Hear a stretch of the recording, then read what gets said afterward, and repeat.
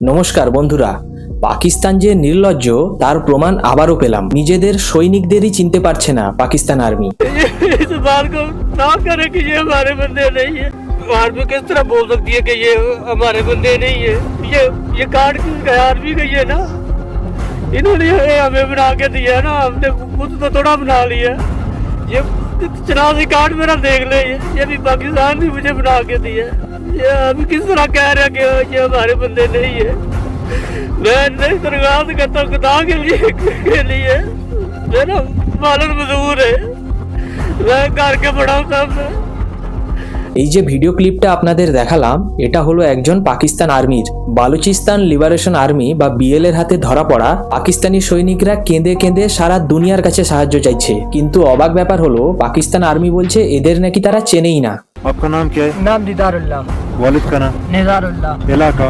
के पिशावर बुनेर। और आपने आर्मी कब ज्वाइन की है? मैंने 2025 में। आपका रैंक कौन सा है? सिपाही। কি ঘটেছিল সেদিন আর কেনই বা নিজের দেশের লোককে চিনতে অস্বীকার করছে, আজকের ভিডিওতে তা পরিষ্কার করে জানাবো। কিছুদিন আগে বিএলএ একটি ভিডিও প্রকাশ করে যেখানে 7 থেকে 8 জন পাকিস্তান সৈনিকদের তারা বন্দী অবস্থায় রেখেছে।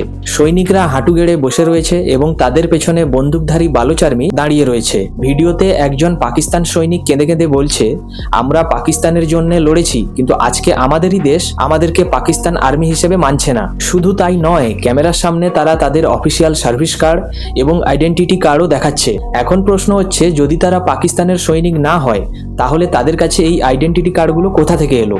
এই ভিডিও প্রকাশ হওয়ার পরেই ইসলামাবাদ থেকে লাহোর পর্যন্ত শুধু নয়, ভারতবর্ষেও ভিডিওটি ভাইরাল হয়ে গেছে। এবার আসি আসল ঘটনায়। ঘটনার শুরু হয়েছে 14ই ফেব্রুয়ারিতে। বিএলএ দাবি করে তারা বেশ কিছু পাকিস্তানি সৈনিকদের আটক করেছে এবং তাদের সরকারকে লাস্ট ওয়ার্নিং দিয়ে 7 দিনের মধ্যে যত বালুচ যোদ্ধাদের কারাগারে বন্দী রাখা হয়েছে তাদের মুক্তি দিতে হবে এই আলটিমেটাম জানিয়েছে এবং বলেছে বন্দী বালুচ যোদ্ধাদের মুক্তির বদলে এই 7 জন পাকিস্তানি সৈনিকদের ছেড়ে দেওয়া হবে। কিন্তু আসল টুইস্ট এখানেই। পাকিস্তান আর্মি অফিসিয়াল ভাবে জানিয়েছে তাদের কোনো সৈনিকই নাকি নিখোঁজ নয় এবং কারোর কাছেই নাকি তাদের কোনো সৈনিক বন্দী নেই। তাহলে একবার ভাবুন, ভিডিওতে যারা কাঁদছে তারা তাহলে কারা? পাকিস্তান আর্মি কি তাদের সঠিক তথ্য লুকিয়ে রাখার চেষ্টা করছে? এই রকম ঘটনা পাকিস্তান আর্মির জেনারেল আসিম মুনিরের ইমেজকে পুরো দুনিয়ার কাছে হাস্যকর করে তুলেছে।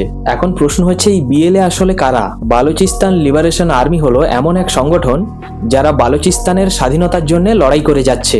তারা মনে করে পাকিস্তান সরকার এবং চায়না তাদের প্রাকৃতিক সম্পদগুলো লুট করছে। বিশেষ করে সিপিইসি প্রজেক্টকে তারা টার্গেট করে থাকে। গ্লোবাল টেররিজম ইন্ডেক্সের একটা রিপোর্ট অনুযায়ী 2025 সালে পাকিস্তান এখন দুনিয়ার দ্বিতীয় সবথেকে বড় সন্ত্রাসপ্রবণ দেশ।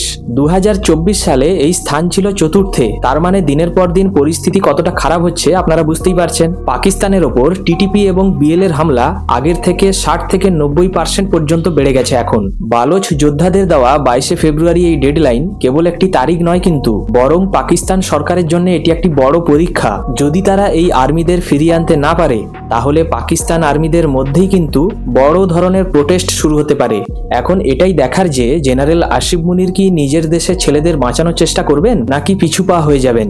আপনার মতামত অবশ্যই কমেন্ট বক্সে জানাবেন। ভিডিওটি ভালো লাগলে লাইক, শেয়ার এবং সাবস্ক্রাইব করুন। পরের ভিডিওতে আবার দেখা হবে। ধন্যবাদ।